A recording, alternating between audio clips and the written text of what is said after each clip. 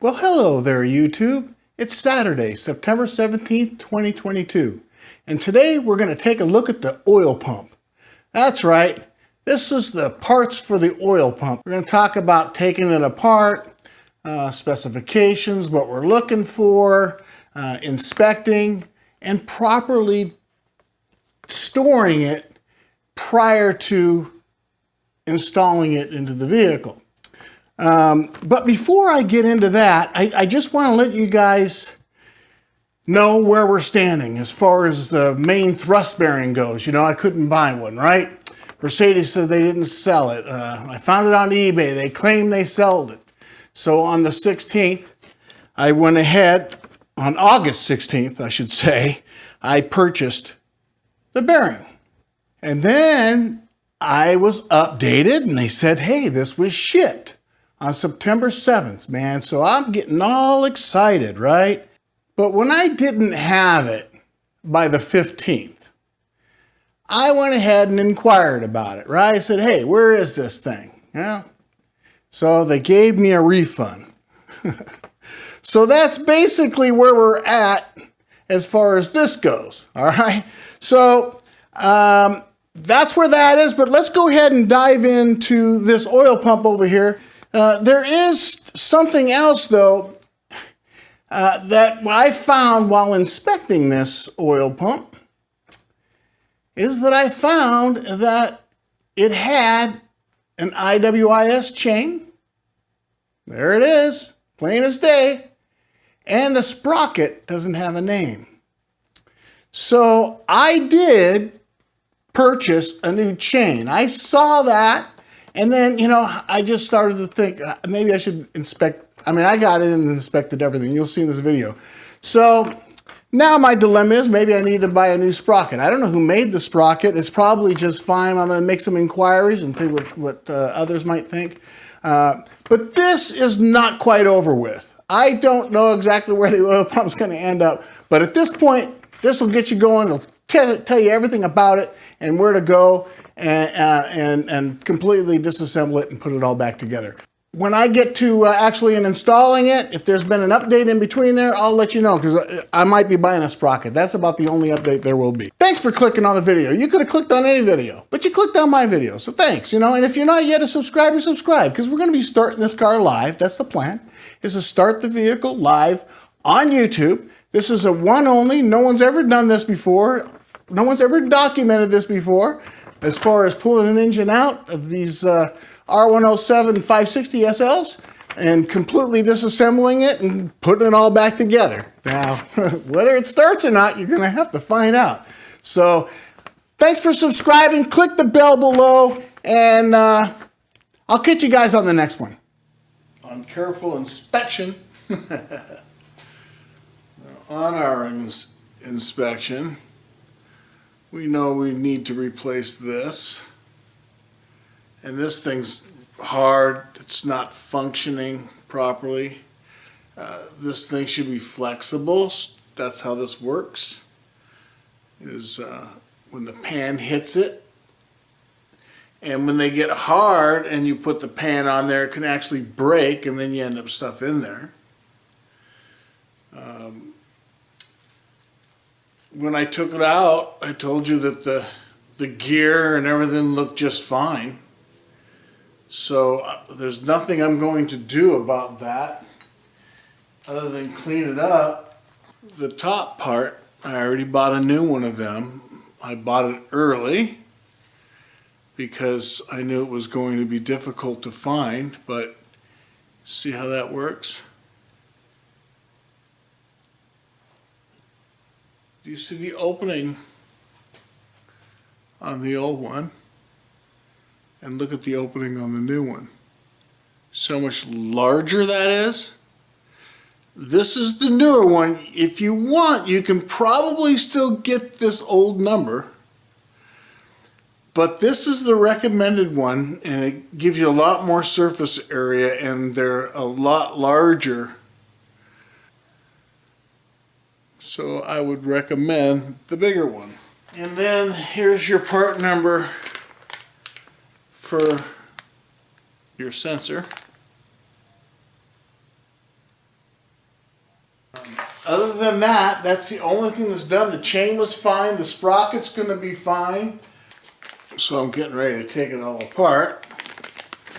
And I don't know if you can see it in the bag, but this wire is just, it has its own clamp, and this has a clamp, and I can see that that is broken. So there's that, and then these are 8 on the top. We took this off when we took it out of the car.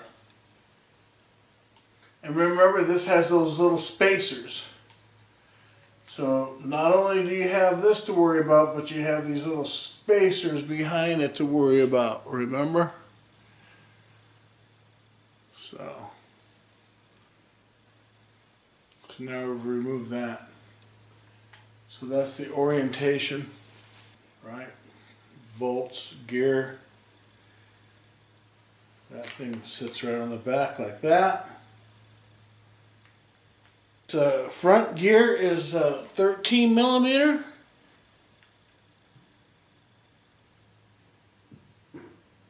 I'll get that off, but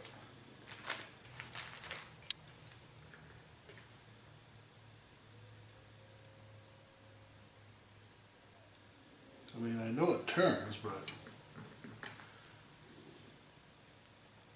it's starting to come off. I can see it. Oh yeah. There it comes.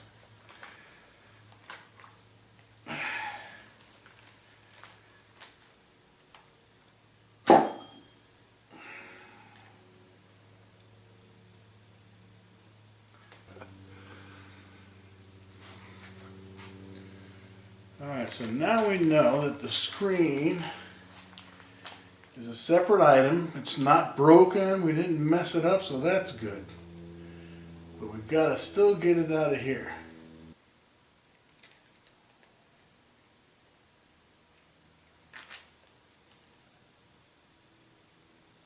You know, that thing did its job, right? And this is just fine once I clean it up. I didn't harm it, so that's good. Alright, so now it's all cleaned up.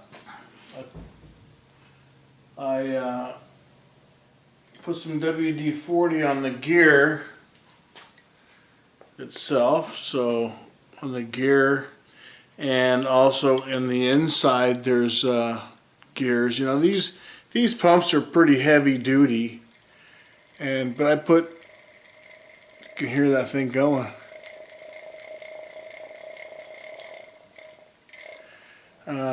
But I've cleaned everything up, and there's a little bit of WD-40 that's just dripping out of the bottom of the pump. There's the little clip that'll go on to our sensor right here. So from the inside of the engine block, the new sensor, of course, would come out, and then this clip would come over this like this.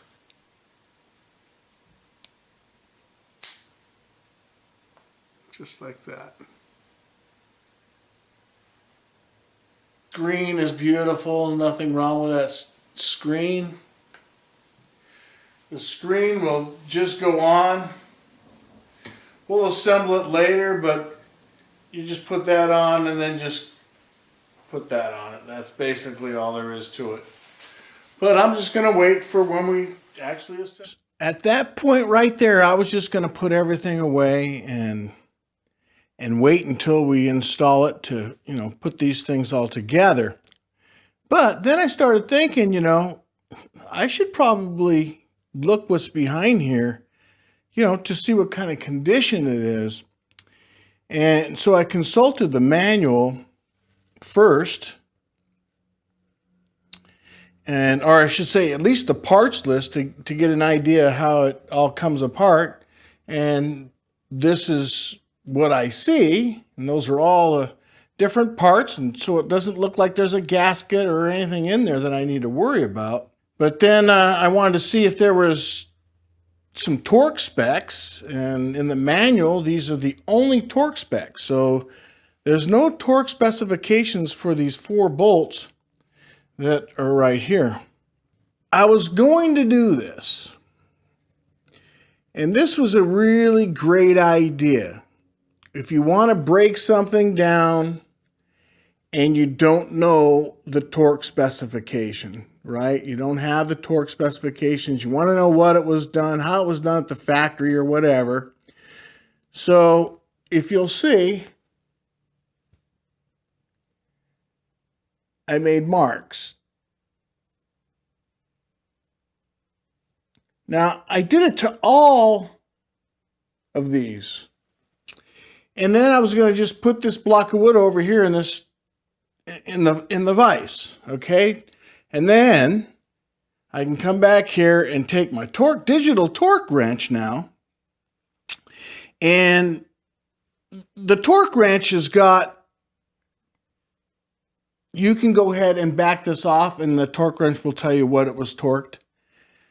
Well, it'll give you a number. I don't know if that's the number that it was torqued at or not. That I don't know, but that's how this torque wrench works. And it'll give you a digital display right here and tell you what it took to break it. All right?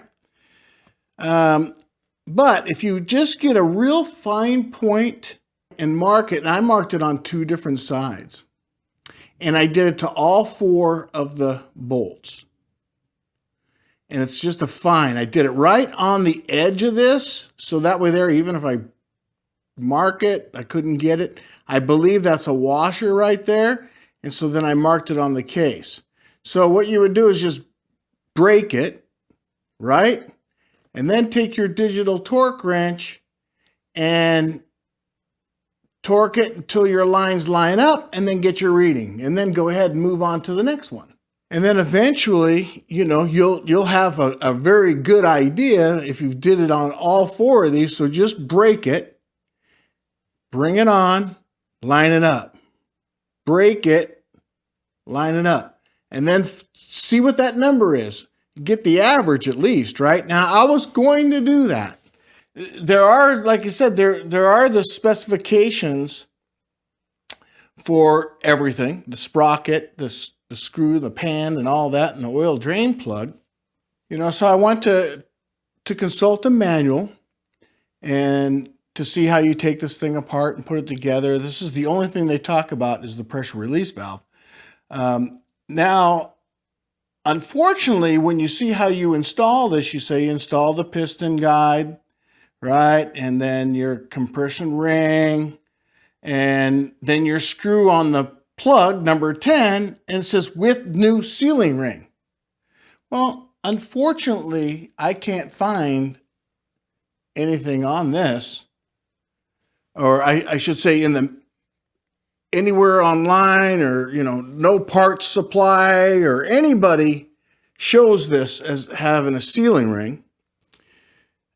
So that's a deterrent, right?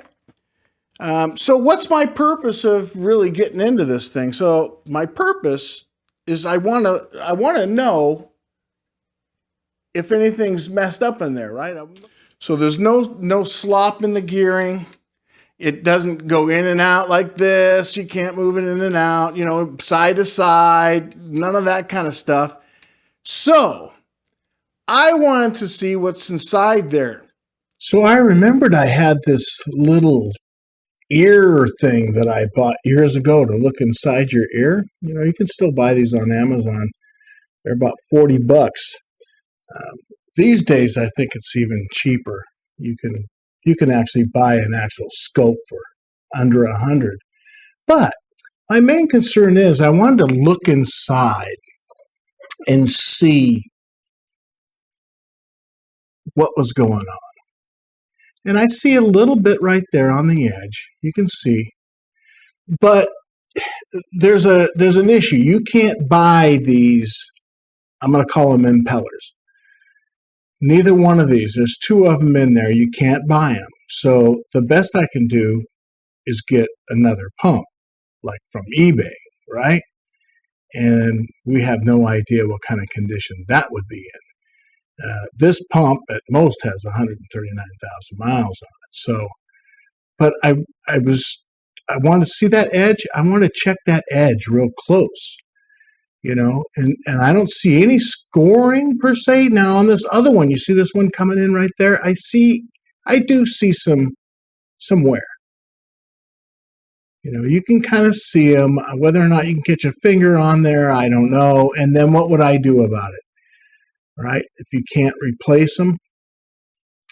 But overall, I think it's in really good condition. And now when I look at this at a different angle, this one on the right, it doesn't really look that bad. So I think a lot of that's reflection, and there's oil. I have this basically was submerged in WD-40. But you can see everything moves freely. I don't see nothing's broken, right? We don't have any major issues. You can see that the discoloration area right there is just where the things don't touch, basically. But the overall condition, I think, is pretty good. I don't really want to take this thing apart, considering I can't really replace anything that's inside. I want peace of mind, so I thought, why not? I remembered this little camera, and I think it's not going to. It's showing me what I need to see. I don't think I'm going to see anything more than what I see. I try to get both sides. This is one side, and then the other side, I also try to get to. I want to look at the walls, where these impellers sit. So I'm looking down here and trying to get down there. You can see that little bit of scoring on the edge, but I think that's probably pretty normal. And you got to remember, those things are not that big. So this is very, very magnified. And I'm kind of going back and forth. I'm just feeling it, pulling it back and forth, in and out to see if there's slop or drag. So basically, really what you can do, since you can't buy a new one, or well, maybe you can't. Actually, you can buy a new one. They're about $900 or something like that. The whole pump, but not the individual parts. But brake clean the oil pump inside and out, and immerse the whole thing in a milk gallon jug of clean oil. So this Rotella engine oil's good enough. I purchased the AMSOIL 550 signature directly from the AMSOIL website. I'm actually still waiting on that. Also, I want to point out, never use the hand-assembled master link. Those Iris, so I think it's the only ones you can really buy anymore, aftermarket. I purchased the new Mercedes-Benz oil pump chain. I don't know if it's going to come complete or not. It might come with a rivet, but I don't know. I ordered it. I'm waiting on that. Now, as far as the timing chain goes, I did already do that, and I did it this way. I hand assembled it. So I'm going to take that apart. We're going to throw that away, and I'm going to be sending this to somebody that's going to do it for me. So I don't even have to deal with that, thank goodness. But afterwards, you're going to put the oil in there too. So I wanted to leave these instructions here because this is instructions you will use. And then here's the final specifications. And I'm going to kind of leave this video right at this point with these specifications as the end. And I want to thank you guys, for subscribing. If you're not subscribing, hey, give me a thumbs up. And thanks for watching.